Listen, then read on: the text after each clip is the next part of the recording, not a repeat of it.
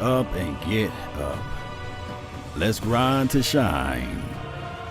Let's understand that we are right here, right on time, right? Let's go, Cowboy Nation. One way or another. Let's go.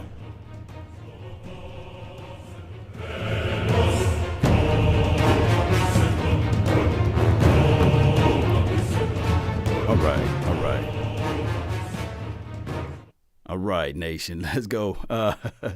Impromptu show, but I got to talk to you guys about this all together. I'm seeing a lot of news out there as it relates to Michael Gallup.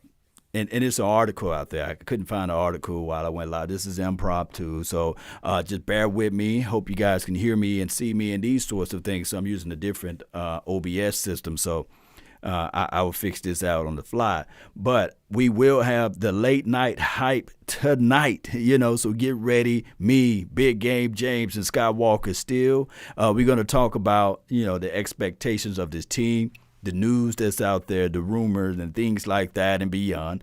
But I want to be able to talk to you guys about Michael Gallup. The article was pretty much saying, can Michael Gallup be the next Chris Goodwin? Or Godwin, I believe it's Godwin, G-O-D, right? And then win.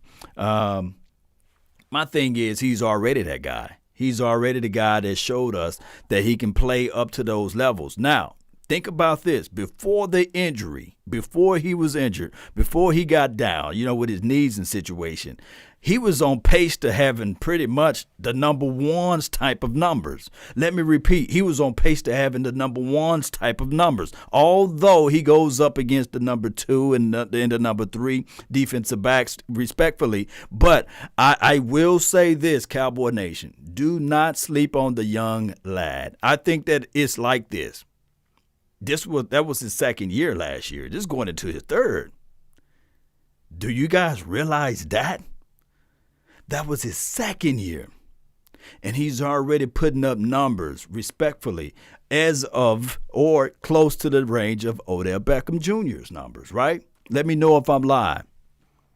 Let me know if I'm crazy.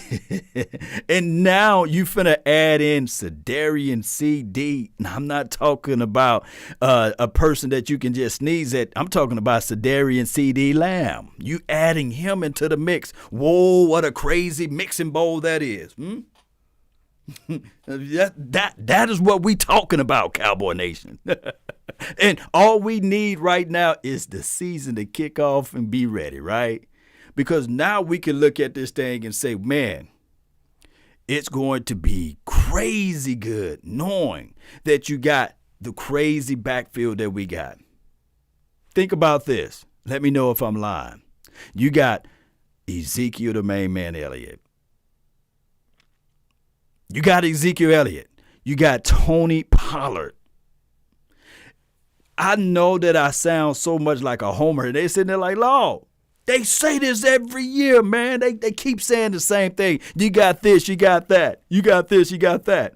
But remember, when it goes back to my analogy, just because it's a Lambo, you can't hand it to a 13-year-old child and expect that child to do things like you guys would do it, right?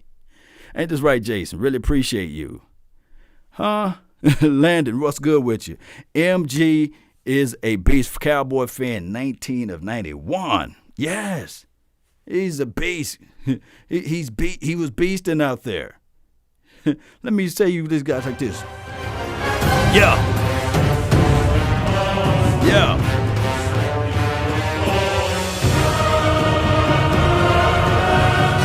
That's a beast move right there, baby.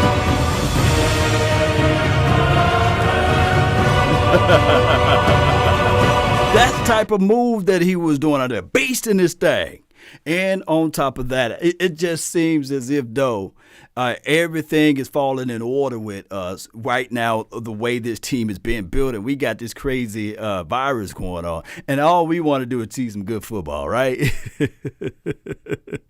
Shout out to you, Cam. Shout out to the Thomases, man. You might be cousins, man. Shout out to the Thomas. Yes, William. Bernie. Yeah. So we look at all of those things, and I'm sitting there saying, man, I think that this Gallup kid, Normally, this is the reality of everything.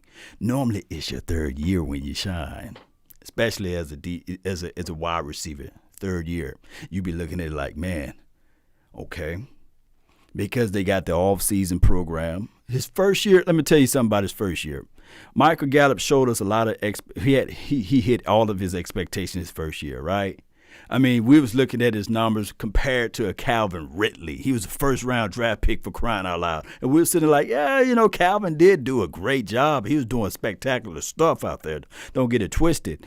But we had to put the booty in there, the big butt, not the small butt. We put the big butt in there. But this guy right here, number 13, if you know what I mean, you slap 88 on him, boy, he looking like 88-isk out there, right? His rookie year. And we saw what Calvin Ridley was able to do, and we was like, yeah, but, and I'm talking about that big booty we putting out there was shaking. We were sitting there saying that, look, this kid, and I'm not trying to throw any shade or salt at my dog, but we were saying if Dak Prescott would have hit him a little bit better, it would have been better as far as record stat-wise with Michael Gallup. Jay Verzik says we should have a good record, to be honest. Yeah, we should have a good record, to be honest. Okay, yeah, I think we should. That's the operative word, should, yeah. Now that it went to the second year, what did Gallup have troubles and issues with? They were saying that, hey, man, he drops the ball a lot. Gallup drops the ball a lot. I think that you got to look at most of those drops with Owen says Gallup got snubbed from the top 100. Well, if he stayed healthy this entire year, this year, I think that you got to put him, you got to squeeze him on there. Because here's the thing. The problem with Gallup, with the drops or what have you, I think that they had to do more so with concentration. Who played football before? Show of hands, who played football before?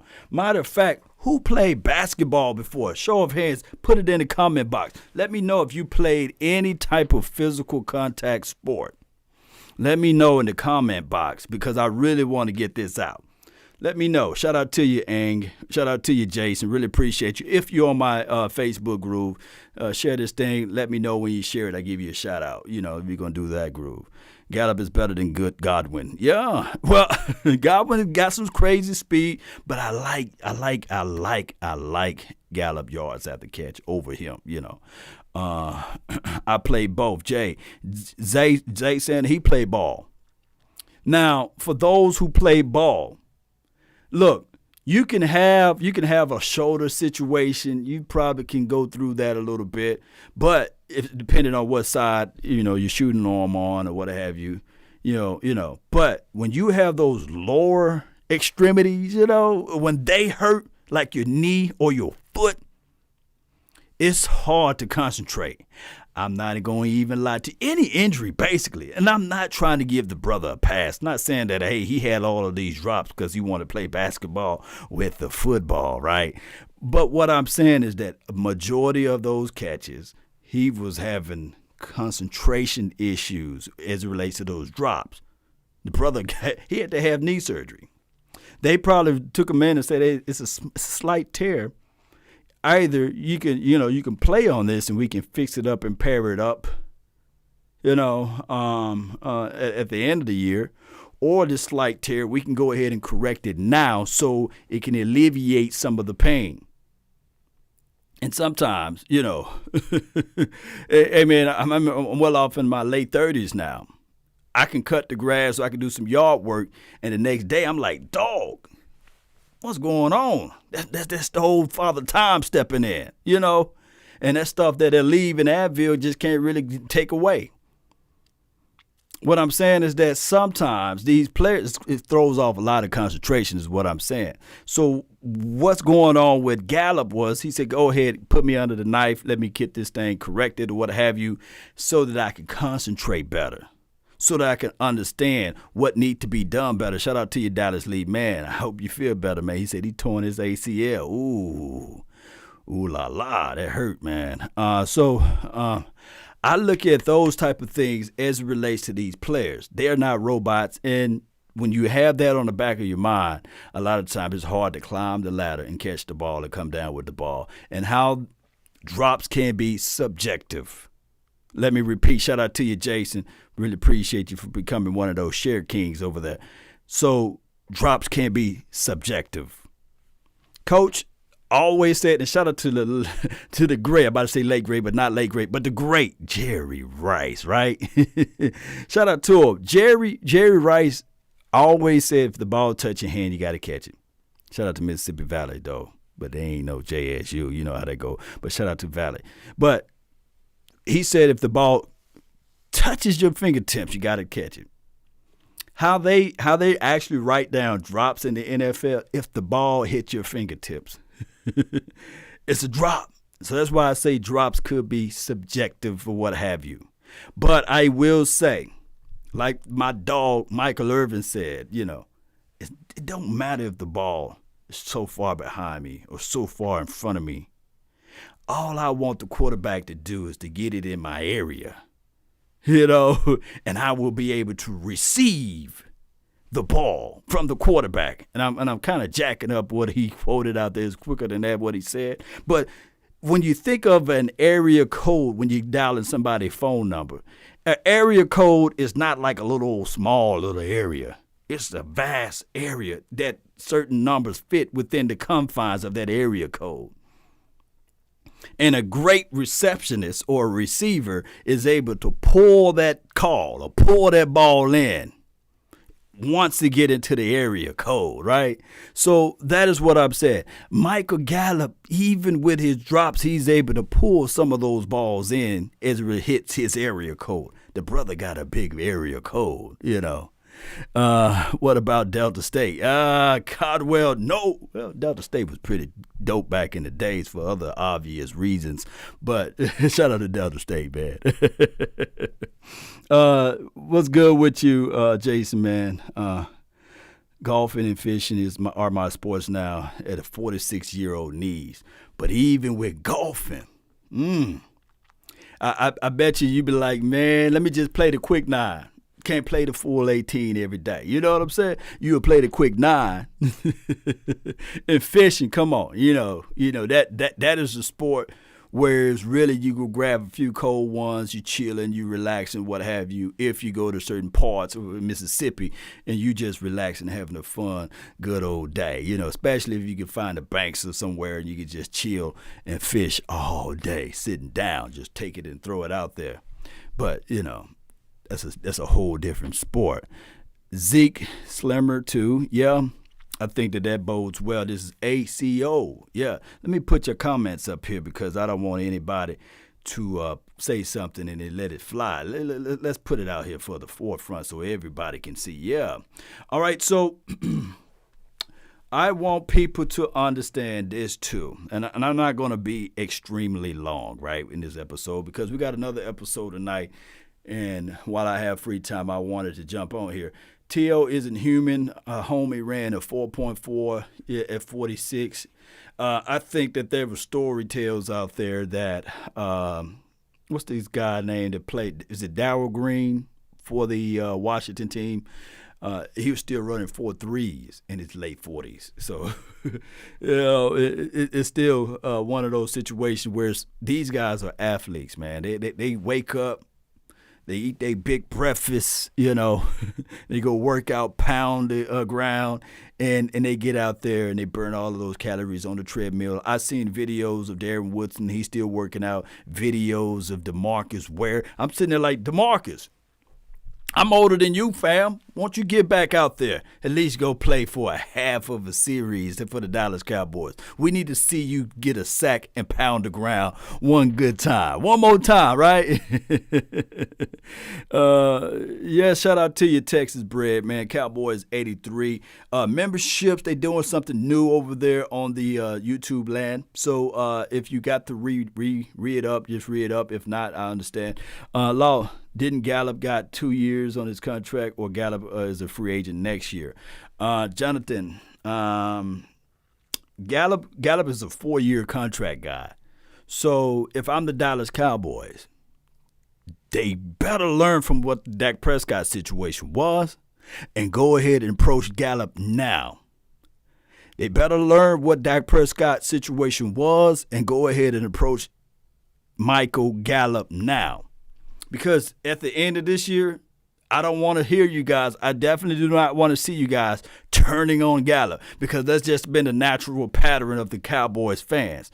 I've seen people turn on Dez. I've seen people turn on Ezekiel Elliott. I've seen people with the Dallas Cowboys representing the silver and blue turn on DeMarcus Ware, turn on DeMarco Murray. I've seen people throw all type of stuff. He's not worth it. He's not worth this. He's not worth that. Let him walk, So I don't want to see Cowboy fans all of a sudden saying that Gallup is trash and he's not worthy. He don't deserve Juju's money. He don't deserve Odell Beckham's money. We can go out there and find another Gallup. I don't want to hear that. I want these Joneses, and I love the Jerry Wayne Joneses, Charlotte Jones Jr., and as well as Stephen Jones. Well, since Jones Jr. is Jones Jr., Jones, Wayne Jr., Jones, I love them all, but we want them to be proactive with this Michael Gallup situation, and do not let this brother get out there on the field and show up and show out, and then all of a sudden we going to hold him hostage because he dropped the ball, somewhere. Yeah, D-Ware opened up a gym training with players. Yes. I can't wait to go up there and hit up D-Ware's gym. Cowboys turned on Dez. Yes, Jonathan. But that's just the angle that the Cowboys do. They take a fistful of mud and they sling it around, and they get they get it to be a divided situation. And I just want to finally see a contract like the La'el Collins, like the Jalen Smiths, that go unseen, unscathed, right? And then we look up, and then we see that those guys are signed. Akeem, what's good, my brother from another mother? No other, don't look like Danny Glover. What's good with you, man? Really appreciate you. So those are my thoughts on Michael Gallup. I really feel that guy is one of those guys that really get you out your seat like this. Yeah.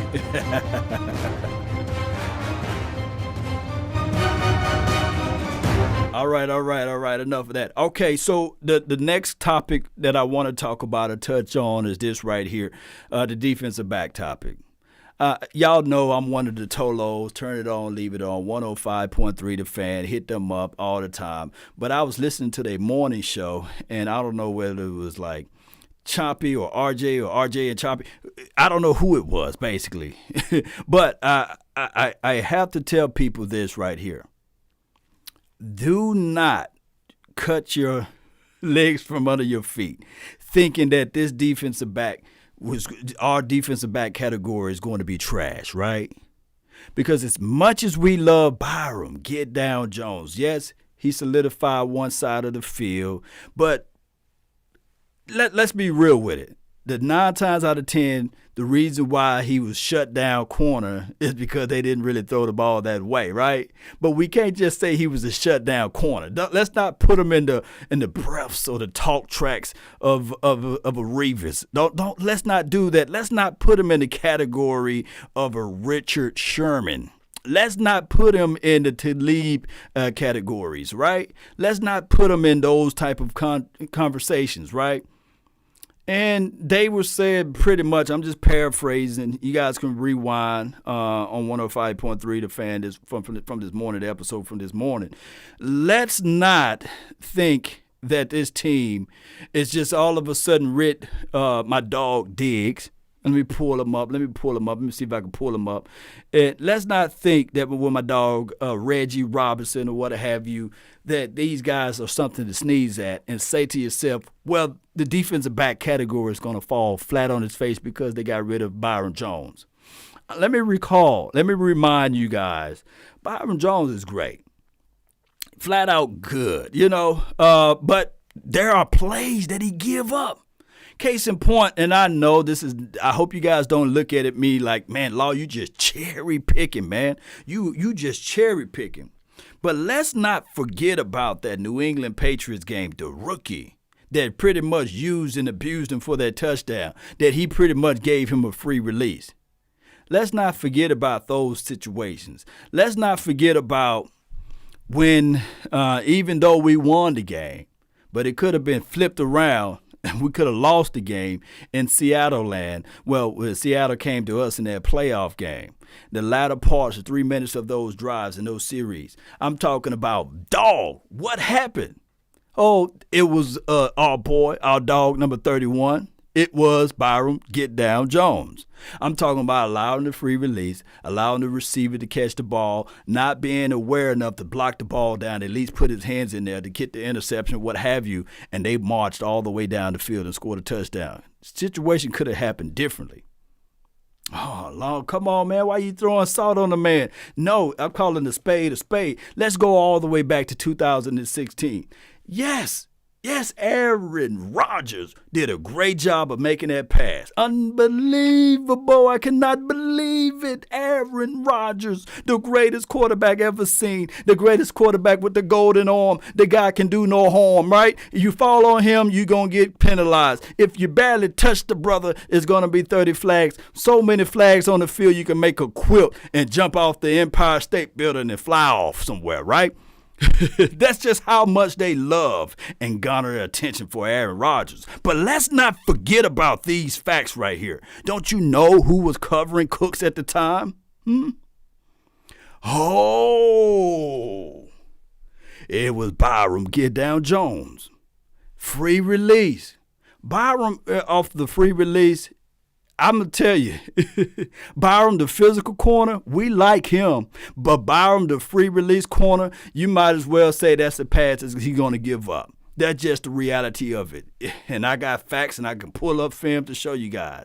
Whenever Byron Jones is out in space by himself with whoever he's covering, it's a caught ball. That's just how it goes. He don't tackle well.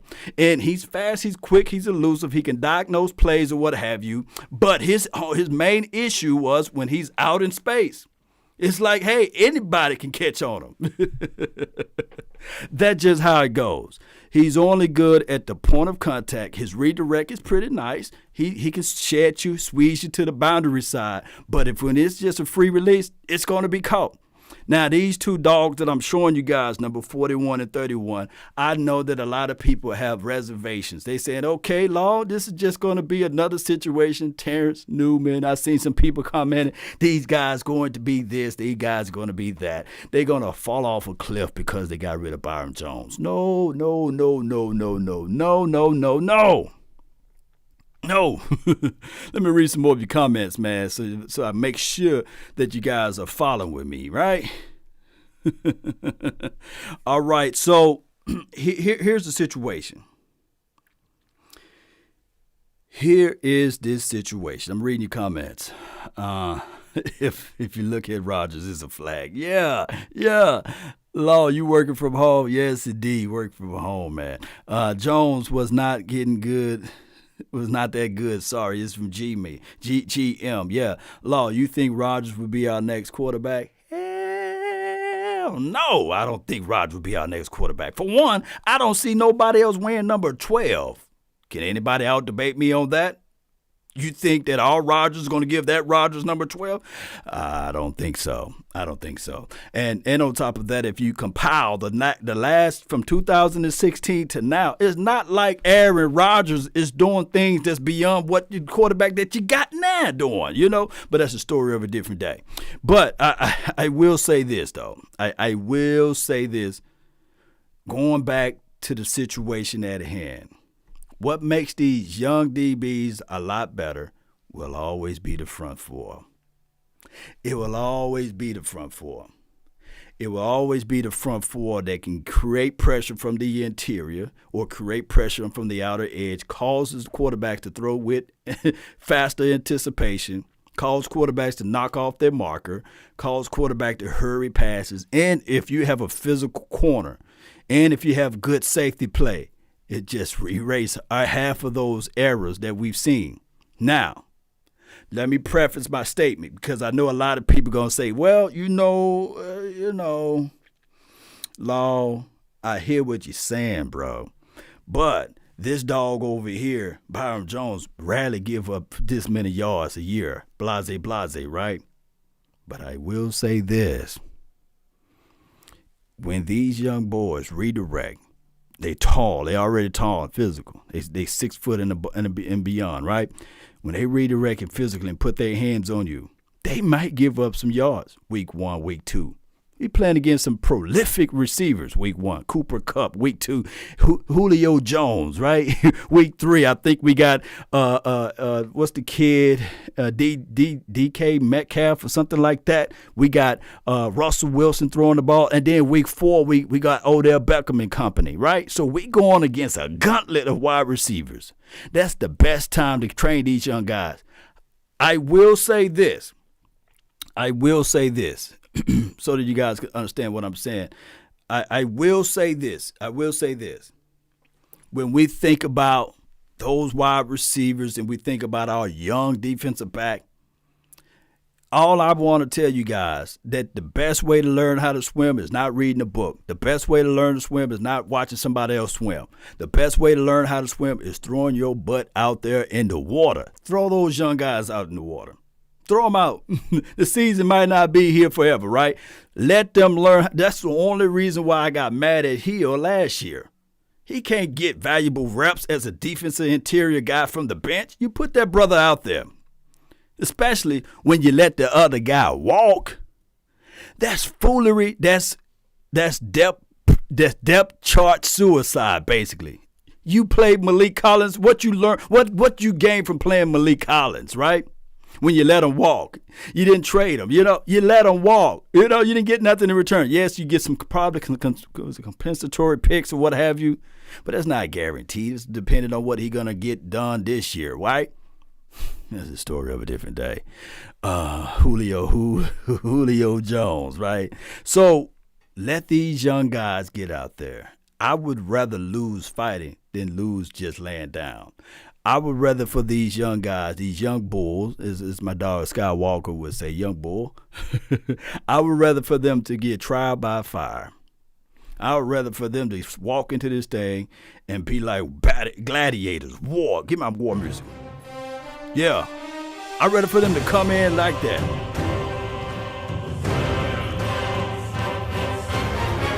Yeah. I want them to come in with that type of mindset. It's war. That's what I want.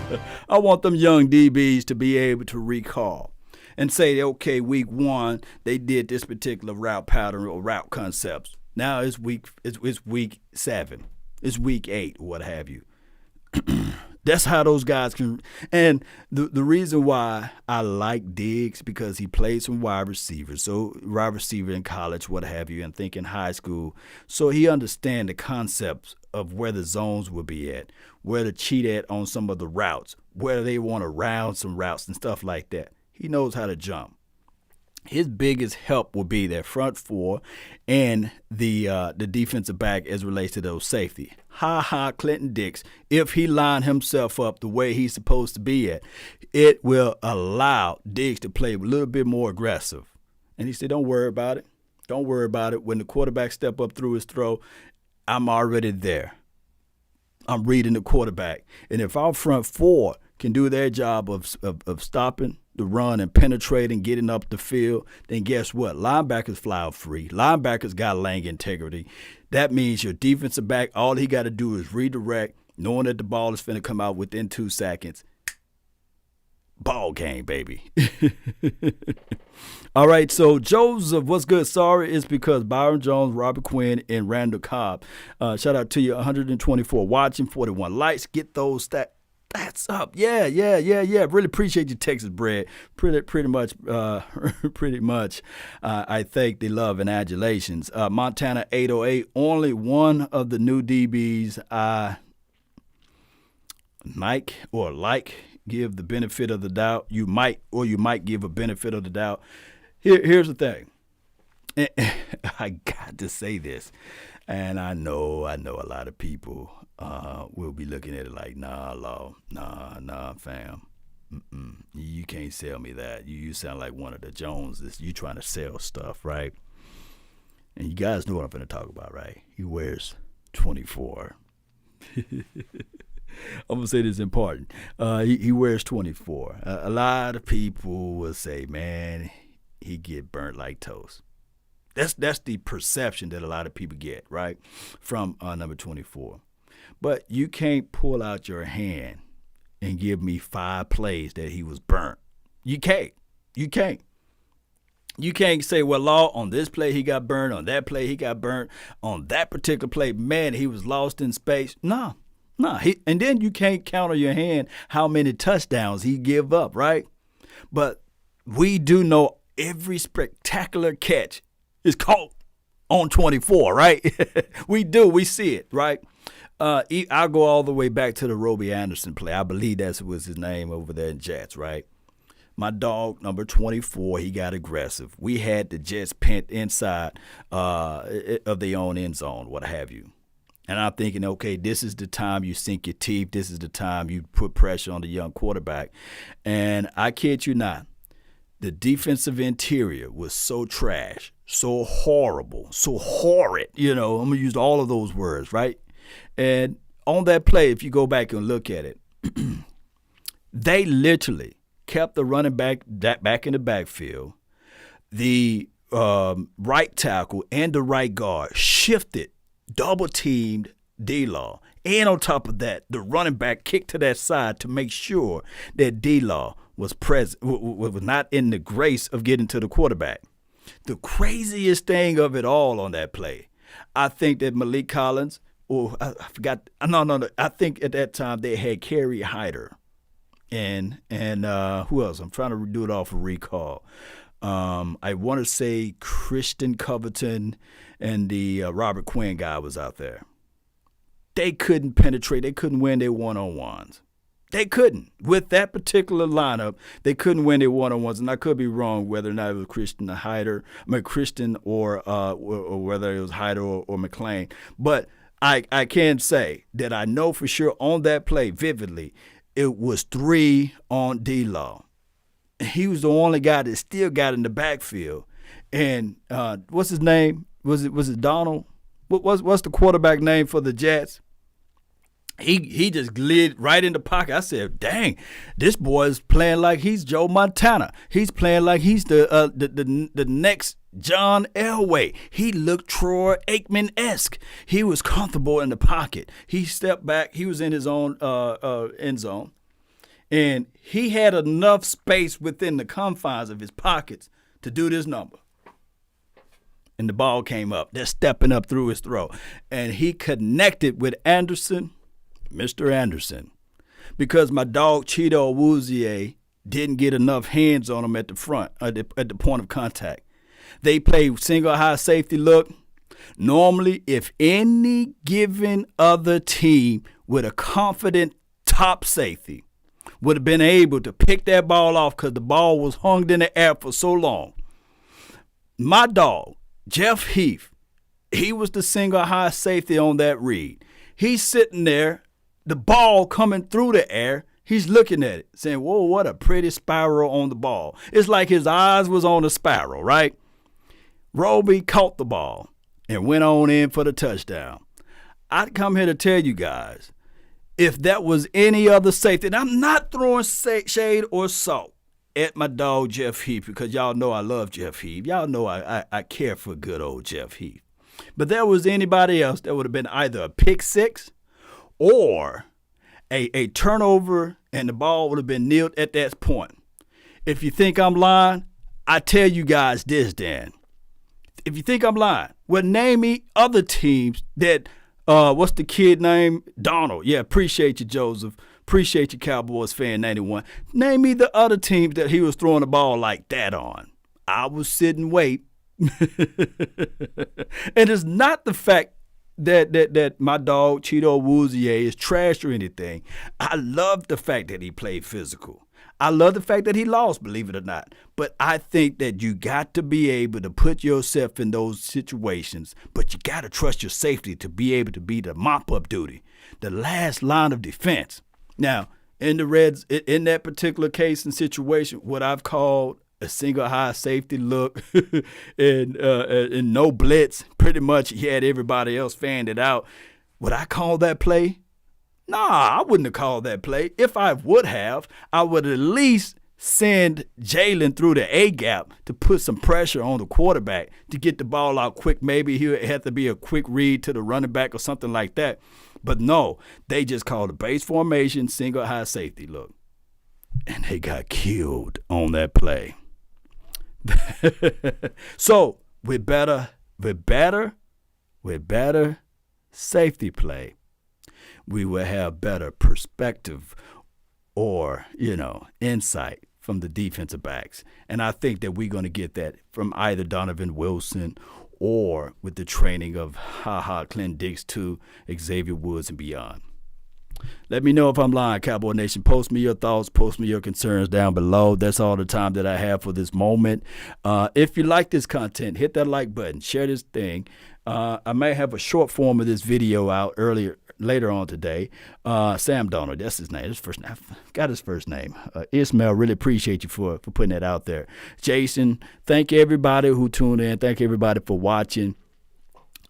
This may be on iTunes as well. I'm on Roku TV, so if you want to watch it from their 85-inch TV, I know you guys got it in your living room, you can put in the Roku app, type in LAW Nation. You should see my face, name, or logo, and you can watch this same episode there. Or, like Ronnie Gibson, you can tell people, hey, man, I'm on TV. You know how this thing go, right, Cowboy Nation? That's all the time that I have for right now. Don't forget to hit that like button, share this content. Oh, I forgot. Hit me up on Law Nations 2.0. I'm doing a little games. I'm playing Assassin's Creed. I'm playing Need for Speed. I got another game. It's a scary game. I haven't started it yet. Might play it late at night. I think it's Far Cry or something like that. I forgot the name of it. But this is Age of Apocalypse or something like that. But I'm playing those games, and I got Grand Theft Auto. So I'm trying to get everything out there as much as possible, especially during this crazy time that we are living in. So you guys, let's continue to grind and shine. I always say this, a prize fighter, even when he falls, he's still throwing those blows because he know for sure if all I need is just one connect, I can leave you with the raggedy tooth. So let's continue to do those things. If you can keep your head when all about you are losing theirs and blaming it on you. If you can trust yourself when all men doubt you and make allowance for that doubting too. If you can wait and not be tired by waiting or lied about, don't deal in lies or hate it and yet give way to hating. Let's go, Cowboy Nation. Let's not outspeak our wisdom teeth. Let's continue to grind. Let's continue to shine, baby. That's been my time. Let's go.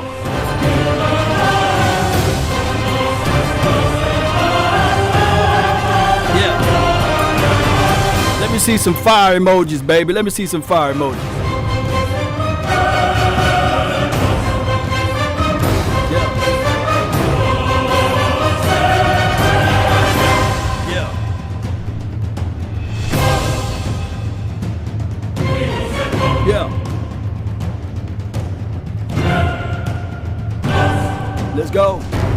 Let's go. Oh, shout out to my Uncle Charles. There you go, baby. There we go.